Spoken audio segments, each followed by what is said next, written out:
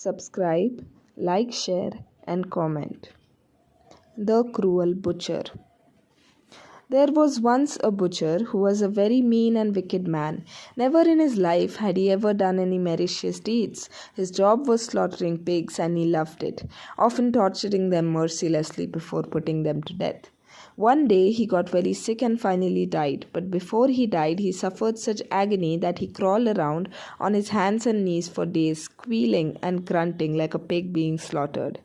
It so happened that the butcher's home was within year's reach of the monastery where the Buddha and his monks were staying. When the bhikkhus heard the desperate squeals coming from his house, they assumed that the miserable butcher was at his cruel work again, and shook their heads in great disapproval.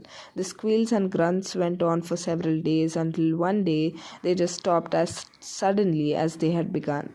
The monks could not help but remark to each other how wicked and hard-hearted the butcher was for having caused his poor animal so much pain and suffering.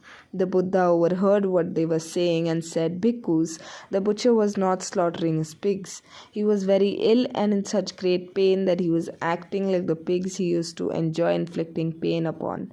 His bad karma had finally caught up with him. Today he died and was reborn in a woeful state of existence."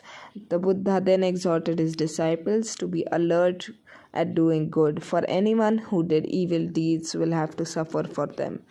There was no way to escape from one's evil deeds, he warned his disciples. Here he grieves, hereafter he grieves. The evildoer grieves in both existences. He grieves and he suffers anguish when he remembers his impure deeds. Verse 15.